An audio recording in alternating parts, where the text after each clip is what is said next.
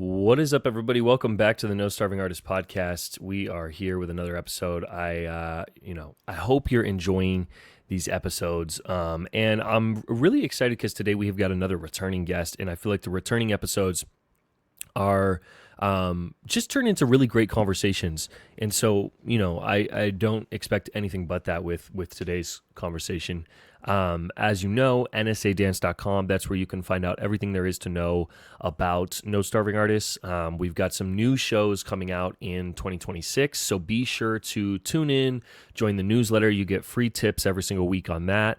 And then there's going to be some new shows coming out in 2026, all geared towards information and resources for you all out there. So yeah, without further ado, let's jump into today's episode.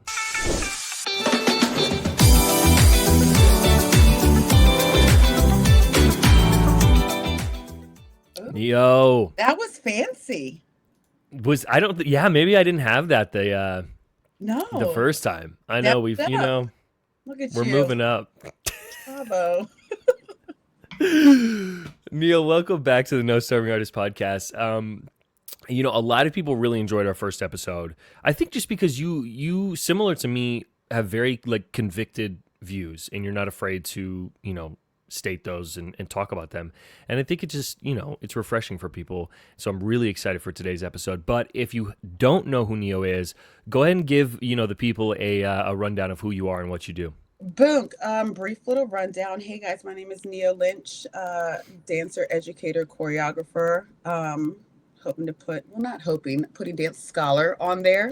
I have a BS in criminal justice. I just received not received because I earned it, honey. My master's in fine arts and choreography. Boom. She's a terminal degree, honeys. I also just got accepted into a doctoral program for dance. Yes, that means we can get PhDs in dance. Who knew? Let's go. I'm the recipient of the 2024 National Dance Education Organization's Outstanding Leadership in the Private Sector. I'm the director of Black Dance Teachers Association. I hold residency at 3 studios in the DMV area. I choreograph. I'm from the competition world. I was a professional dancer. I danced for Beyonce and Sierra and all those things back in the early mid 2000s. That was my era. But yeah, I love dance. There it is. Yeah, it's a couple episodes from now, next time, maybe not the next time I have you on, but maybe a couple times after that, you're going to be a doctor, and then I'm going to have to introduce you. Amazing. I'm going to have to introduce you as a doctor, which that's is great. Yeah, it's going to be a take. So yeah, that's the goal. Doctor. I love it. So we've had many conversations in the past, and I actually reference our interactions quite often with people because, off the top of my head, I had a creator reach out to me who had, issues with people in their comment section who were disagreeing with what they were saying. And I referenced our situation. I said, look, reach out, extend the hand out and have the conversation. And, they weren't wanting to do that, and that's fine. But, it's come up multiple times where I tell people, the cool thing about social media is I've met people where, the interactions maybe didn't start off on the best foot, but they translated into something that's so much better than that. And I think what's cool too is that I know that we don't align perfectly on every single facet of life. That's the point. But I feel like we've always been able to kind of have these conversations where it's let's come together and talk about it. And I really appreciate that. So I don't know, what value that little blip held, but I just, I hope that I appreciate, our conversations and your time and energy. You were mentioning to me in DMs that you recently had a conversation, which I think is a great topic to kind of start off with, surrounding hypersexualization in dance, and a term that I had not heard of before, truthfully, which was emotional adultification. Mm-hmm. So I'm not sure, maybe I'm coining it. I don't know. I haven't found it yet. I've found adultification, right? Where we look at children. We treat minors and children as if they're adults. And a lot of research that's out there really has focused on how this how this phenomenon happens within young Black girls, or how it's applied to young Black girls, or just young Interesting. Black Okay. children. Period. Right? How we how we adultify children, especially minority children, and then want to criminalize them as adults when they're minors. And it's something like we see it a lot of times in the news where it's like, well, had this been, a white child, they'd be tried as a juvenile. But Yeah. because the Black kid, they're tried as an adult immediately, right? Yeah. So there's that adultification that's known about and that's researched and written about, but we're not examining how this applies in dance, choreography, and dance education, and how it applies to the emotionality that we put behind, or that we put onto dancers as teachers and as choreographers.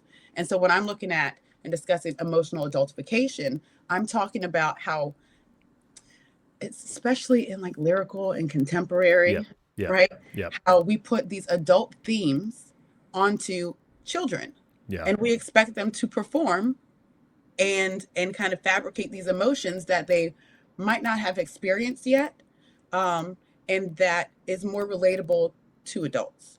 So that's this brings up my wife and I. Most nights we like sit down and watch. We brain rot ourselves for a few minutes, and she had this clip from, I don't even know. I think it might have been from like a newer season of Dance Moms. I'm not really sure. It was some TV show, but it was a clip of this dancer, and she's like bawling to her teacher because she doesn't understand the concept of the routine. And you're kind of out of the loop for a second, it's like all edited up.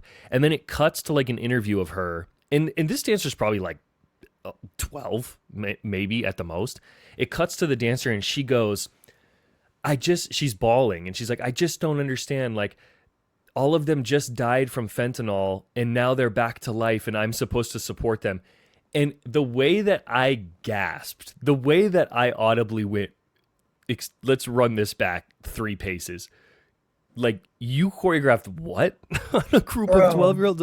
Like it's, and I think people, I would love to think that people go into these types of situations with good intentions, but it's like, you got to stop for a moment and be like, what is this? Like, is this a good choice? Right. I agree.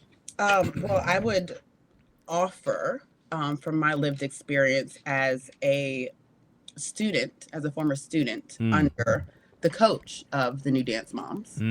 So she was my teacher growing up, and there aren't those conversations. So there's zero education and explanation behind the whys for her decisions. Yeah. And she never was into, that's all for like show and for like for the win now, right?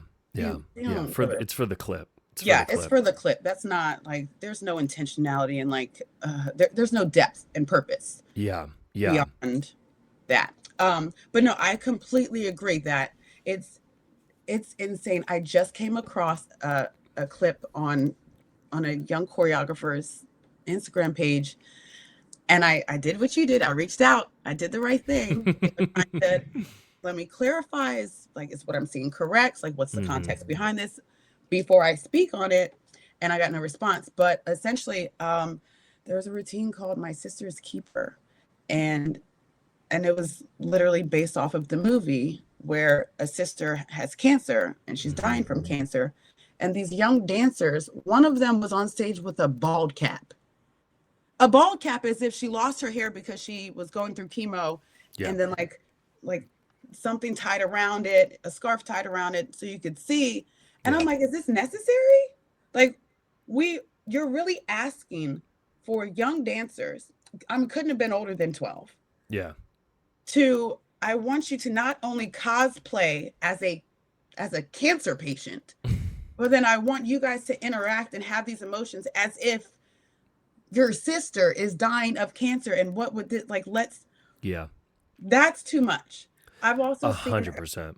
I've seen a routine that blew my mind where this is teen, so 12 to 14, where it's a young couple experiencing infertility issues.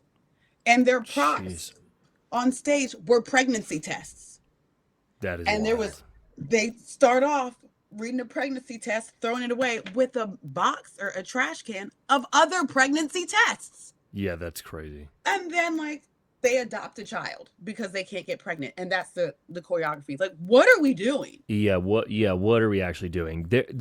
I mean, there's so many thoughts that come to mind. One is like, as a third party teacher, oftentimes, which is what I tend to be, like, I go in, I'm working with a dancer in a private, and we're cleaning their solo and something, and sometimes they'll explain to me these ideas, and in my head, I'm like, I already know what the answer to my next question is going to be, but I ask it anyways, and I go, does that make sense to you? Every single time without fail, they're like, absolutely not. I have no idea how to perform this. And I'm like, okay, great. Well, let's figure that out first. But it's like, I think there isn't enough happening within the studio. Like, you got to talk to your dancers, one, and be like, do you understand what's going on here? Two, the concept needs to be something that they can relate to. And I think a follow-up question I have for you, and I'm just really curious about your response, is there a line, and how do you find that line?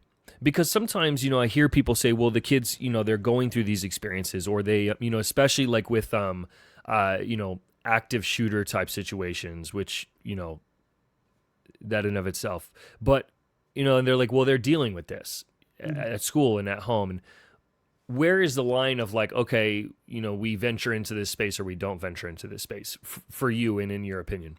I think there needs to be conversations, and we need to give kids autonomy over how they want to express Hmm. issues that are serious to them. Hmm. So that can be done through, like what I do with soloists. Usually, I'll start off and say, "All right, this is your solo, not mine. What do you want to convey?" Yeah. It put it on the child. It's Yeah. about you. You got to get on stage, not me. What do you Yeah. want to convey? And of course, we can't do that with groups. However, you can have discussions if you're when you're not a guest choreographer, right? If it's your home team studio, Yeah. you can sit down with your team and say, all right, um, let's do like a fishbowl, right? Of ideas of like, what are some themes you'd like to, Mm. you know, address or express or try to,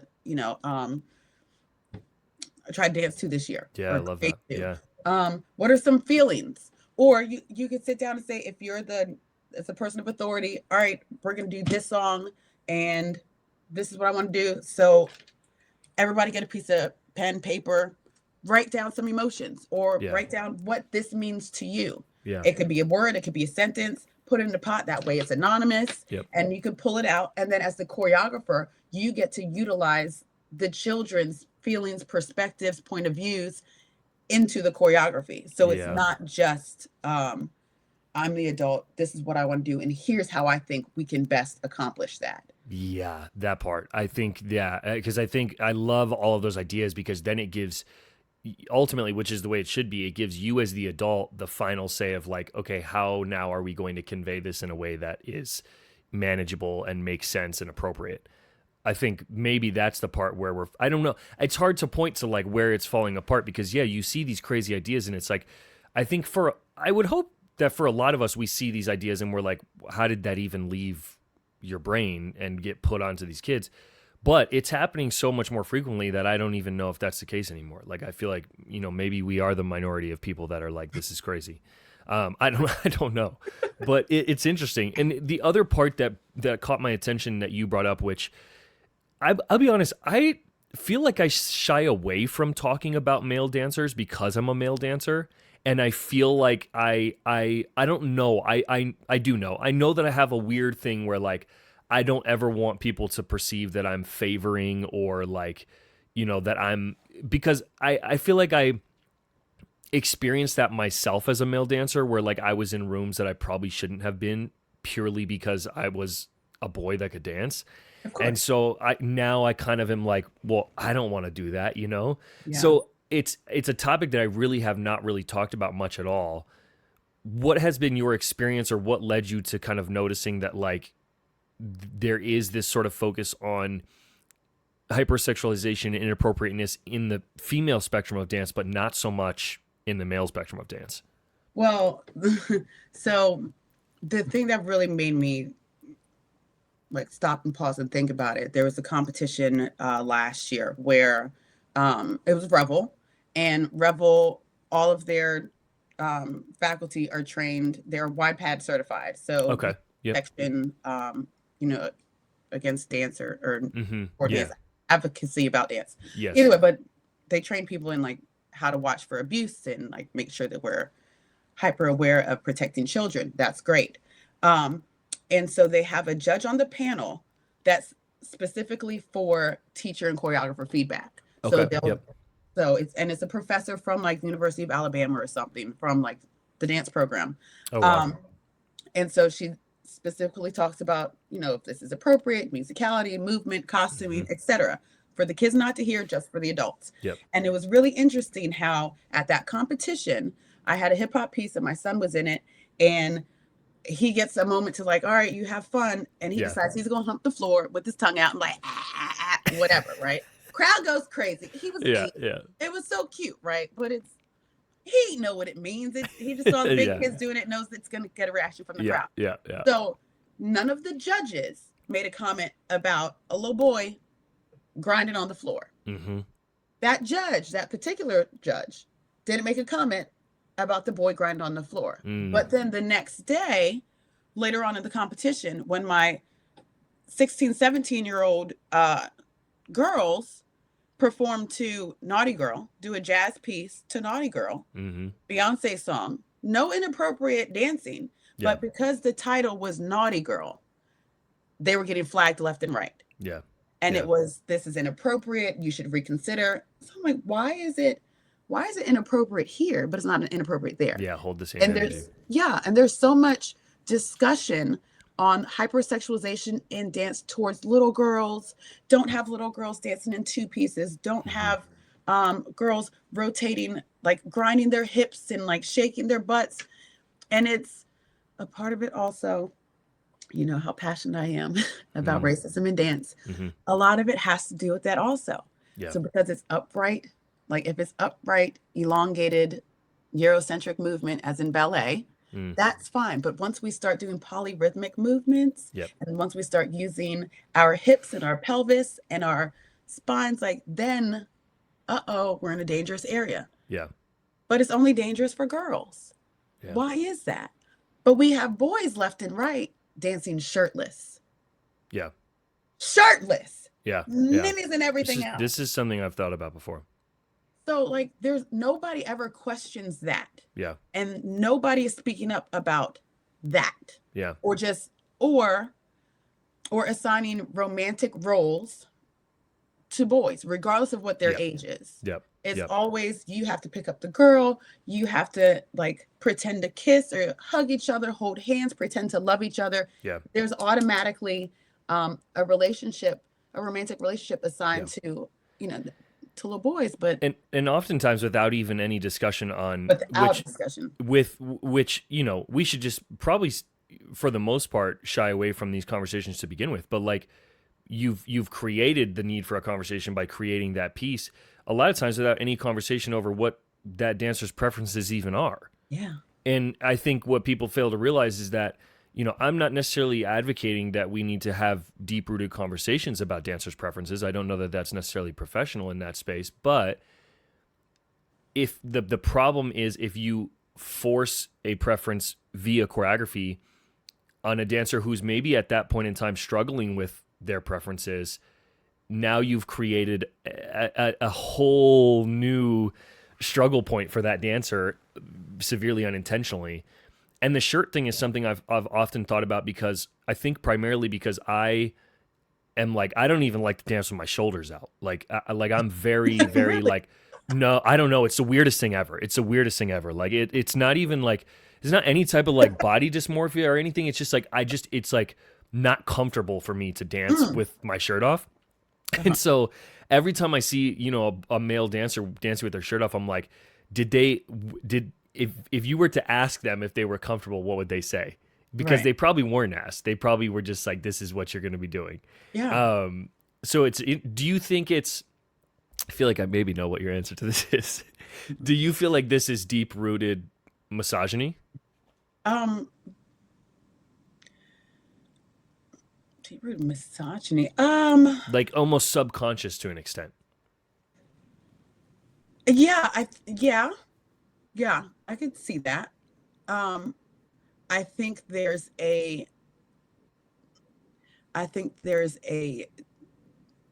deep rooted like heteronormativity. Yeah, Mm. that's what it is. It's this push of heteronormativity and an exclusion for anything outside of that. Yeah. It's just Yeah. assumed. And a part of that, yeah, is a misogynistic standpoint. So of course you're in this heteronormative um space, Yeah. little boy, of course you want to show off your body. Yeah. Of course you want to be the stud. Of course you want to do these dance moves, right? Like, right? Yeah. Of Yeah. course you do. Of course you want to be the love interest of the girl. Yeah. Yes. Yeah. And these conversations, I don't know if you were tuned into it, but these conversations brought up pretty heavily last season during the dance awards. I don't know if you followed this at all. But basically there was this sort of questioning of specifically the improv portion of the dance awards competition for the male and female best dancers. Mm-hmm. And there was a very significant difference between the male dancers improv and the female dancers improv. I think, I think, a lot of, I think the male dancers realized they could have a little fun and nobody really cared. And they had a lot of fun and they were just kind of enjoying themselves on stage. Mm-hmm. And, it's definitely some of the stuff that I saw. I was like, that's probably a little inappropriate for, a kid's dance competition. But the larger conversation was more so about not holding the same standard. If the girls had come out and done that in their improv, it would be an entirely different conversation than people that were kind of openly defending, like, oh, well, they're just having fun. Let them enjoy themselves. Let them, Right. and so that was kind of but that was one of the first times I've ever seen the conversation take that type of stage where people were actively talking about this topic of, on such a large platform like the Dance Awards. So it's interesting. It's interesting to think about it. And it's interesting to ask the question of like, are they held to the same standard? And, I know for me as a judge, I've witnessed judges favoring male dancers on stage. I've witnessed, scores being bumped up and I've had to bring it up before. I've had arguments with other judges of like, oh, well, they're just like, their performance is so good. They're so passionate. I'm like, look, I love performance as well, but we have to hold, we can't exclude all these mistakes that they're making just because they have good energy. Like, I understand what you're saying, but at the same time, like, we can't do that. And so I think, it's an interesting topic for sure. And I think it spans the whole gamut of what we're talking about, like from appropriateness to how they compete to how they are in the convention room as well. Yeah. No, I completely, well, one, I don't know if y'all can even say this, but we always know it as penis points. The Yeah. boys get penis points. Yeah. And yeah, that's not fair. However, it's also to encourage male dancers to stay in it. Yeah. Yeah. So I understand that, but and with the Dance Awards, thank God that there was the conversation about it because this year or last season was a lot. Yeah. It was a lot. Yeah. And that difference is it's about the boys had the freedom to make their own choices. Yes. They had the freedom to express themselves however they wanted, to entertain the crowd however they wanted. They had that privilege. That's part of male privilege. You can do what you want, and you're not being judged for it. Nobody's calling you a hoe. Nobody's saying that you're fast, that you're loose in the pants. Nobody's assigning these labels to you based off of how you wanted to dance on stage. Yeah. But let them be the girls. Oh, for sure. Yeah. Yeah. Yeah. It was interesting to see it unfold. And I think you're exactly right. I mean, I can't, like, those guys probably felt amazing afterwards. I think they probably felt like $1 trillion because because of what you said, they got to express themselves on such a large stage and not really worry about, anything. And then on the flip side, obviously I can't speak for them, but I'm sure the feelings were not, mutual on the girls' side of that improv challenge because they were probably focused on, what is my technique going to look like? What are my tricks going to look like? How am I going to be perceived? Even if it's subconscious. What am I wearing? Yeah. How's that going to make me look? Because I can't strip on stage like the males. Can't do it. No. Could you imagine? Could you Uh, imagine how that would unfold at a competition if a female dancer did that, like it would something similar? it would be all over the place. Yeah. Yeah. It would be all over the place. Yeah. So how do we like how do I guess now let's not necessarily pivot, but let's move towards some actionables here. As a teacher yourself, how do you navigate these all of these sort of nuances that we're sort of talking about here? You got to give kids the space to explore, right? And Mm. it doesn't have to be for an audience. So one thing that we don't understand, and I think this is a part where things get a little muddy, is when adults are assigning meaning to things that children aren't even assigning meaning to. Yes. So like the boys at the dance awards, they're going off. They probably felt amazing afterwards because they were having fun Yeah. and expressing themselves. Well, girls want to do that too.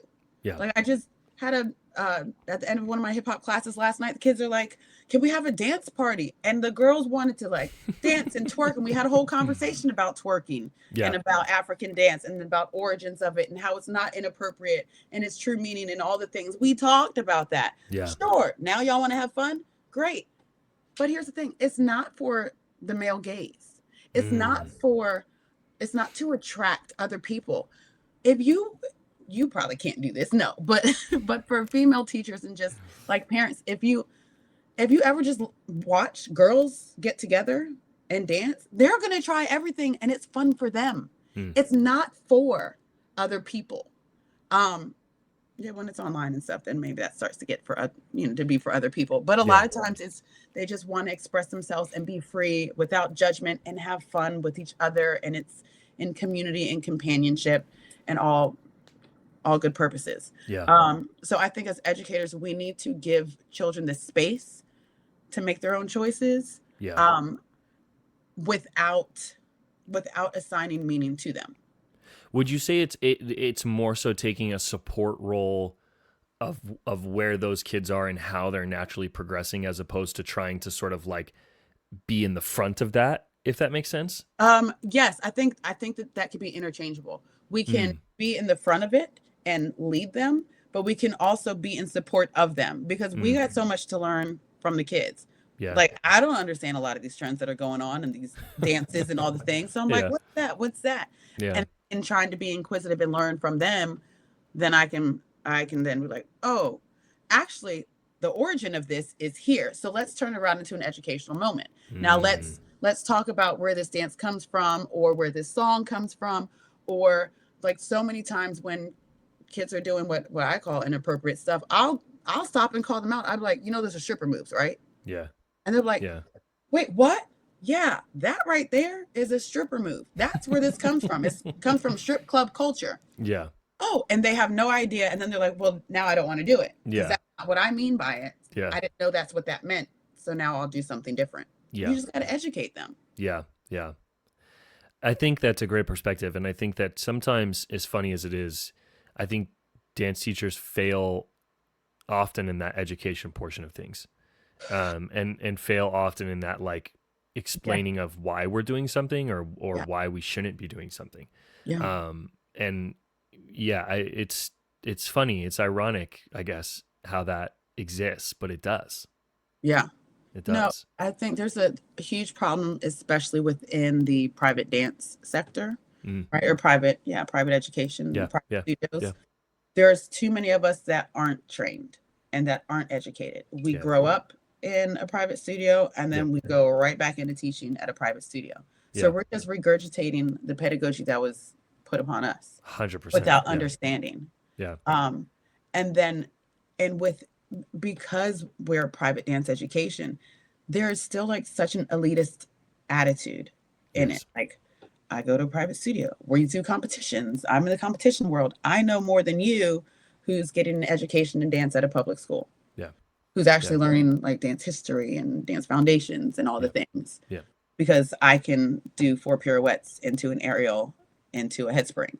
Yeah. So that makes me better, more knowledgeable, and I don't have to listen to you, or whatever. Or from the educators, not educators, sorry, there's a difference, but from like the teachers, Mm-hmm. they just want to put out their choreography and prove themselves as choreographers. So it's not even about, I love teaching kids. It's Mm. not even about what can I give back and how can I share my love for dance with the next generation. Yeah. it's still a elitist. It's all about me, make my choreography look good. Don't mess up on stage because this is Mm, mine, me. And we got to change that. yeah. Yeah. I yeah. There's so many. One, when you were talking about like that elitism versus the private, you know, and I think for anybody that's maybe confused, we're just talking about competitive studios. Those are essentially private Yeah. education studios versus published education. I think that that's also sometimes why cultural forms of dance get not very much, if any at all, representation inside of dance studios Yeah. because of that elitism of, well, it's not what we're used to, or it's not what we grew up on, so it doesn't. Core It's value. almost like it doesn't exist because we Yeah. don't, because we didn't do it. It's like Yeah. it's really interesting to play out, to see play out. And I think on the second point that you made, I think, yeah, I talked about this once. I don't remember if it was like on another podcast or something, about how like it's hard to it's really hard to like be a good educator in a dance studio if you're still trying to like become something yourself. And people got it a little bit sort of confused as me saying that you shouldn't strive to like be better. That's not at all what I was saying. Yeah. What I was saying is kind of what you're pointing to, whereas like if you're coming into it with like, I need my choreography to look good so that it reflects on me, Mm-hmm. and that's your only sort of ethos, then you're going to run into, that and education don't necessarily match up too well. Yeah. Yeah. I think that was on, because I think I jumped, there was like, I don't know if you had said I it, but think you there did. was I like a think you string did because jump. I jumped in. Yeah. I Yeah. think you did jump in on it. Yeah. It Yeah. was, I don't remember whose podcast it was. I feel so bad.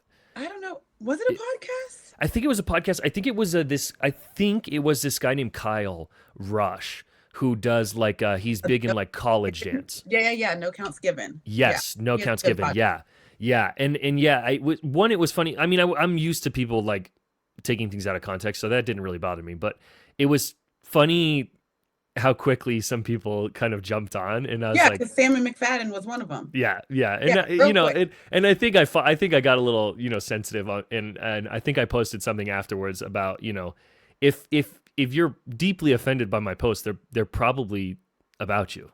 Yeah, it probably struck a chord. Yeah, You're absolutely right. And like I see it all the time. And I know I was guilty of that when I 100%. switched um from performing to teaching because I still wasn't over performing. Yep. Or Yep. even or matter of fact, even before I went into performing professionally and I was like, oh, I'm teaching choreographing, whatever. Yeah.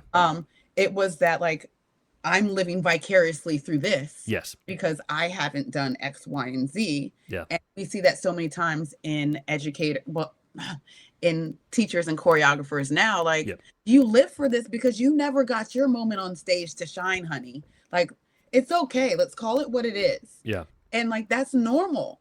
Yeah. But Yeah. also like what's your why? What is your why as a Yeah. teacher? What is your why as a choreographer?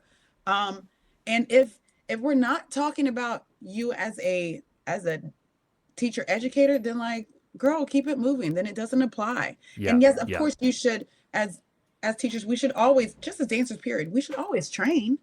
We should always Yes. learn more. Yes. We Yeah. should always educate ourselves. Yeah. Yeah. Absolutely. Yeah. But I agree with you. If you're more focused on like, let me get in these classes and let me be ready for this opportunity, that opportunity, that opportunity.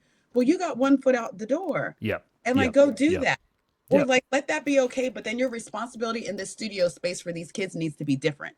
100%. Yeah. 100%. Cause I think like, I think that two things can exist at the same time and it can happen. I just think like more often than not, if you're in that space, you tend to prioritize and lean into the side of like how it's looking for you versus what's actually happening. And I think that is sometimes how some of these things that we talked about at the beginning of the episode happen. Some of these crazy concepts and these crazy ideas, I think, stem from people that are like, this is a great concept. And maybe it is a great concept, just not in that venue and space and in time, not when it's kids and they're paying, money to go out on stage and dance, and you're setting something on them that they can't even grasp. Yeah, that they can't relate to, or it's really about you. And I Yeah. think sometimes with, you had mentioned earlier that, yeah, the kids have to deal with more traumatic. They're exposed to more traumatic events now. The reality of school shootings is huge and it's scary. Yeah. And that's a reality that we didn't have to necessarily grow up with. No. And then what they're exposed to on social media and how they're desensitized to violence, Yeah. like all that still takes a toll on a child and their Yeah. psyche and their social and emotional development. Um, but what I found sometimes, because we've suffered at studios that I've been at, we've suffered loss of dancers, and it's been, traumatic. Like, oh my gosh, life changing. Yeah. But a lot of times, like, we can use dance as therapy because dance is therapy. Yeah. But it doesn't have to be directly, let's make this routine and it says death and it's about death and let's act out Yeah. mourning and death. Like, you can do it in nuanced ways that, like, my students have wanted to celebrate the life of the dancer that passed, as Yeah. opposed to let's make a routine about somebody dying. They don't Yeah. want to address things directly, Yeah. in that way. They want to express them differently. So we have to have the conversations and give them the opportunities to do that. And you can ask the kids. Kids are so smart. Yeah. Kids Yeah. are so smart. Yeah. And that's also a part of what dance is. It's about communication. It's about freedom and it's about expression. So ask kids, how would you like to translate this? What are you comfortable with? In what ways do you think we can convey this message? Even if the choreographer has, or the teacher has an idea of like the themes they want to do, Yeah. you can ask for input. How do you think we can convey this message? Because now you're making them think. You're making them like pay attention to their own emotions, their own thoughts. Like, you're creating so much more than just steps. You're really creating humans, and you're creating artists, and you're helping to teach them not just, all right, how do we do this on stage, but now you're also helping them like understand how to choreograph. Yeah. So you just never know what a conversation can bring about, or how Yeah. to inspire somebody to be like, huh, I never thought about it this way. Well, I'm really into fashion or lighting or whatever. So here's how I think we can use what I'm interested in or what I know about to help convey our message and work towards this greater goal that we have together. So now kids get to pull in their strengths, Sorry. So many things I learned. Don't be sorry. I think it's a great thought. And I think, I feel like I talk all the time about like, talk to the kids, like talk to them, like have conversation. Like I know that sometimes it feels like you don't have time, but you would solve so many problems if you just talk to the kids a little bit more. You'd probably end up saving time in the long run, because you're creating smoother pathways for not only creativity but also for that exchange back and forth. What's something that you feel like you're seeing right now in this dance landscape that's kind of, maybe bothering you, or has sort of created a thought for you, if anything? Maybe it's not so much as like it's a negative for you, but it's something that's created a thought for you recently. I'm tired of dance team choreography for hip hop. You and I can go in on this all day. Which would be really interesting to get the Kyle Rush's perspective. Did you watch the episode of No Counts Given where he had like the dance team, the like hip hop coaches and choreographers like discussing? No, it absolutely was really good. To. It was really good. I like spoke up. Is it gonna make me mad? No. Okay. If you watch like the bait clip, that's gonna make you mad, because that made me. Okay. What is he talking about? And then I went and watched the episode, and I was like, that's actually not what he was saying at all. Yeah. And I had to go back. I'll say, after Kyle like was posting clips, I was like, I need to hire you for my podcast, because you know how to put it together where it's like it gets people to think. Yeah. And I'm like, what? No, it was really good. But no, that drives me crazy, because in what way? Okay, so two parts. For one, there needs to be a commercial dance category. We need to stop calling everything hip hop because it's not hip hop. Yeah. It's Yeah. not. And that's Yeah. fine. Studio hip hop, like that's studio hip hop. That's studio dancing, which is really commercial dance. Yeah. Yeah. So it's okay for us to call it commercial dance. Yeah. It is what it is. So there's that. Stop calling everything hip hop. Mm-hmm. And then it's what is getting rewarded and the I guess blueprint to go by now is dance team stuff. So everything that we're seeing with UDA, where people live for it and love to see it every year, well then that's what we have to do for hip hop for next year. And we have to make our stuff look like dance team. Yeah. And it's so tight and precise and rigid and like robotic that it loses the flavor and the feeling and the culture and the groove, like 100%. But that's what judges can relate to, because I try to explain this. Two things I try to explain this, right, is that as a hip hop choreographer in the competition space, Mm-hmm. I have to create hip hop choreography on non-dancing hip hop bodies. Mm-hmm. The people who aren't trained in the art form, to perform for an audience that doesn't know the culture or the art form, to be judged by people who don't know the culture, the technique, or the art form. Yeah. So I find that even like I water down choreography, and I feel limited in how I choreograph because I have to choreograph stuff that's going to be digestible for strangers to the art form. And so it's really like, I mean, low-key dance competitions in general now, they're not dance competitions, they're choreography competitions. Whoa. Moment of silence. Moment of silence. Yeah. I mean, this is really what I've been talking about more recently, is just like, we're not, and people always get so upset about it. And it's like, there's very little dancing happening on these stages. Very little dancing in all of the genres. It's not even just hip hop. It's bad in hip hop. It's all of these genres. And we're getting into deep water now, where we've gotten so far away from, like jazz is a big one. Like, I don't even really know what the jazz category is, to be quite frank. It's contemporary. And I'm not claiming to be like a jazz expert. I'm not.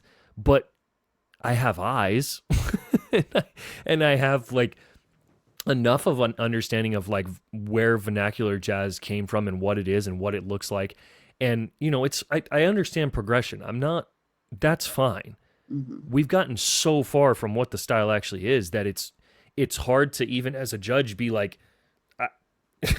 this isn't jazz. Well, what is jazz? I don't know. It's gotten so convoluted now. And then contemporaries are just kind of like a glorified open category. And then you've got acro littered throughout all of the above.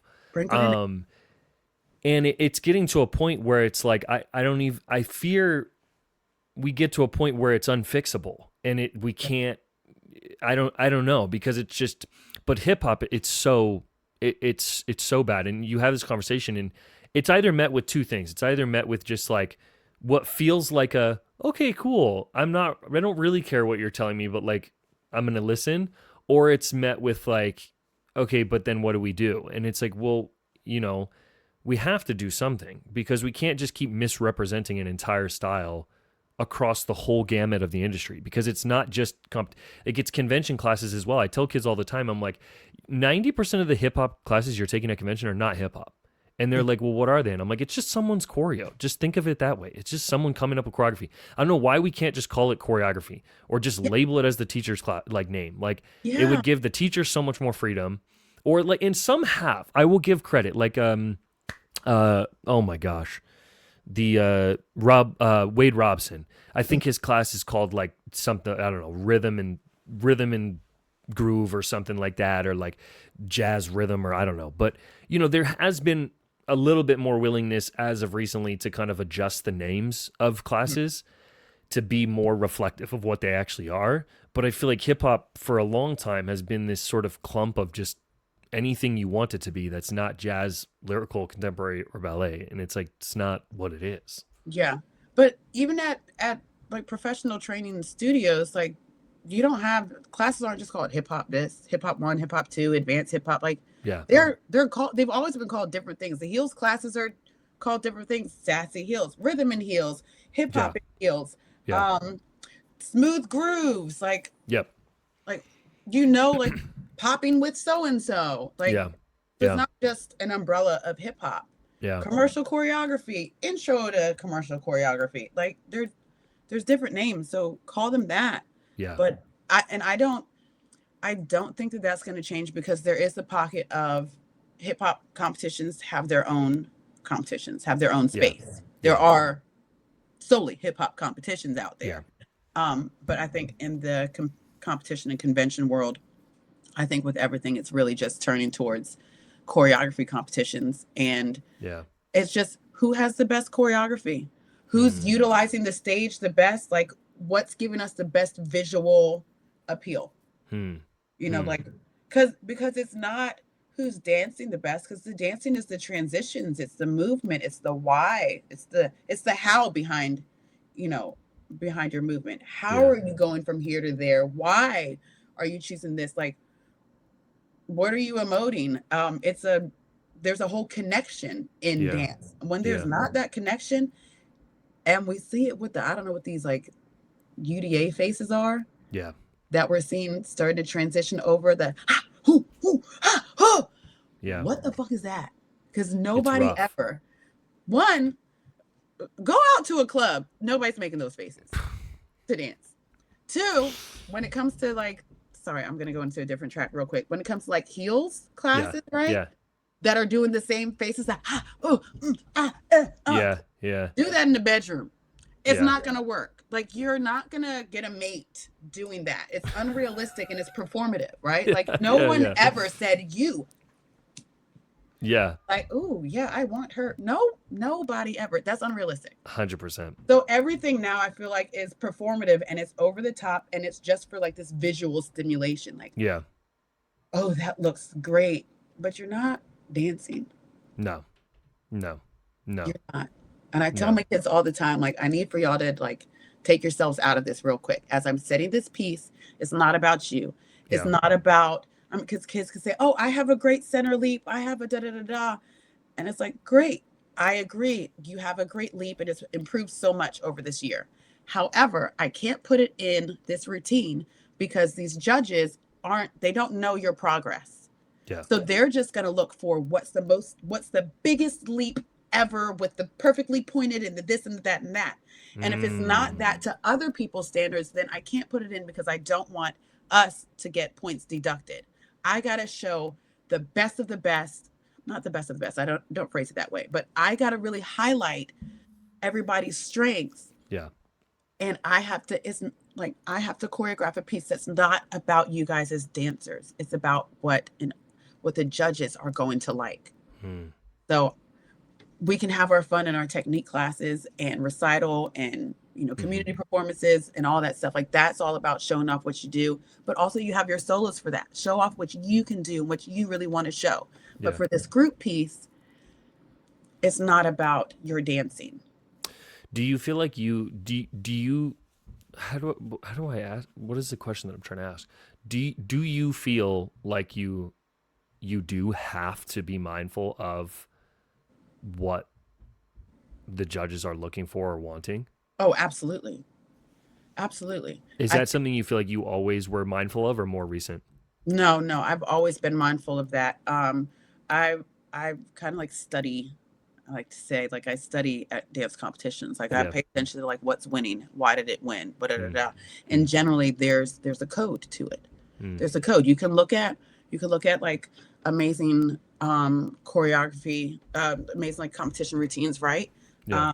And you can be like, all right, what's the science to what they're doing? You can watch like Expressions dance studio, right? And they're massive productions that are perfect. Okay, how long are they going to be on stage? Okay, it's eight counts. for this section, then another group comes on, Yeah. boom, and then it might overlap for 4 counts and another one. So there's like there's a method to it. There's a science to it. So like, okay, judges like this, judges like that. Is it coming this way? Is it coming that way? Molly Long, I think some people have, are critics of her because they say that she, doesn't have her own style, that she's, just copied Fosse and et cetera, et cetera. But I think she's created her own code. She's cracked her own code. And so now so many people are copying her code. We're going to do 7 dancers. It's going to be the 2 lines. It's going to be the pyramid. It's going to be a straight line. It's going to be this and a that. We're going to dance from our rib cage. We're going to be very stationary. You don't see them kids leaping and twirling across the stage. Not at all. They don't do that in group dances. It's going to be very small and easy to clean and uniform. And there's a lot of isolations. It's digestible. Yeah. It's visually appealing and digestible. It's easy to understand. Yeah. So. Do you feel like there is a world where, because, I feel like what we're seeing is a lot of separation between, dance as the art form and the outlet, competitive stage, and collegiate dance team. And I feel like that's the thing that a lot of people are kind of not coming at me, but pointing out to me, which, obviously I'm aware of, is like there is very large differences between those 3 categories of things. Is there a world where those differences become less, or do you think it just continues to get more and more different? Yeah, I think in the real dance world, like this competition shit doesn't matter whatsoever. And but not enough people know that. Yeah. It's really, and I think until you experience it, you don't really understand what's happening, because it's like, the first time I experienced it was in the form of a dancer who, I was told was a really strong dancer, and, was very kind of talked up to me, and, they're going to be in class and it's going to be awesome. And, okay, cool. And, we were improvising, and I could tell, immediately the dancer was really uncomfortable. And I kind of have a tendency to just, let that uncomfort live for a second before I, address it, just to see kind of what they do. And so we move on, and we inevitably get to a part of class where I just kind of pose the question, like, who doesn't like improv? The fastest hand raise I've ever seen in my entire life. Her hand shoots up. She's like, I just don't know what to do. And it was such a full circle moment for me of like, okay, this is a dancer that, like, if you told them exactly what they needed to do, they'll do it perfect every single time. But the minute that they're asked to just dance, they have zero confidence, zero self-awareness. And to me, that's a problem. To me, that is like, what are we training these kids for if all they know how to do is follow along with steps?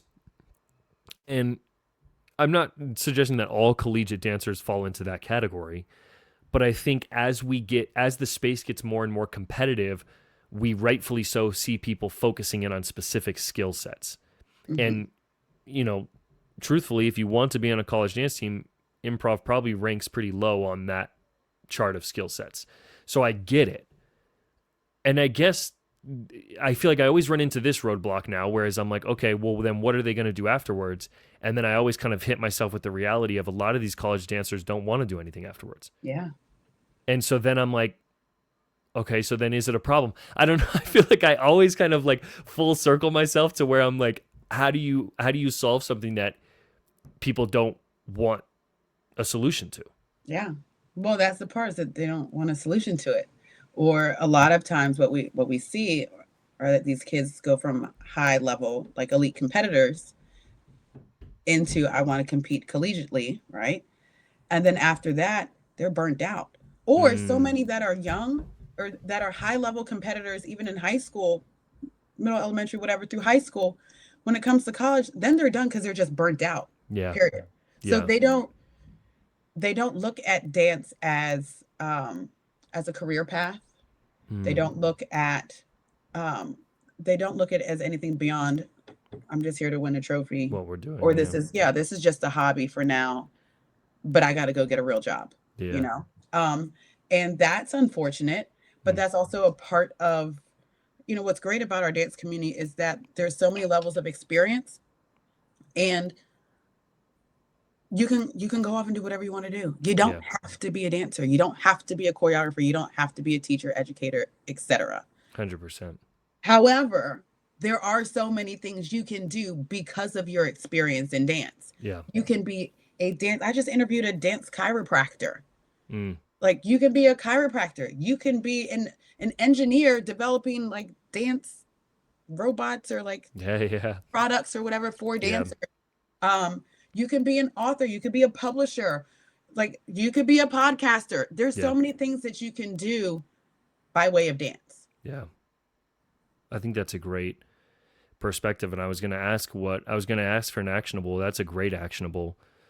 I will ask though, what's an actionable, we've kind of, to sum up this conversation, we've had some All over. really, really great things in here. And, maybe seemingly all over the place, but I think it really all boils down to like what we're doing in the classroom. What's, what's a pro tip you could give to some, let's say a newer teacher that's starting out and they're, maybe they weren't able to access, teacher training like we were kind of talking about at the beginning. Maybe they did just take what they've learned from their studio and they're trying their best to translate that. What's the best pro tip you could give somebody? Find a mentor. Find Mm. a mentor in dance education to help teach you the ropes of how to, because as a teacher, especially the younger teachers, you have to be a counselor. Like you might not be trained in child psychology. You have to learn how to deal with these parents, Mm. like all these interpersonal relationships that you're going to have to figure out how to manage while also trying to get the results that you want, while trying to implement the education that you want to implement, while trying to Yeah. teach people how to move their bodies, but then also how to think and process to move their bodies.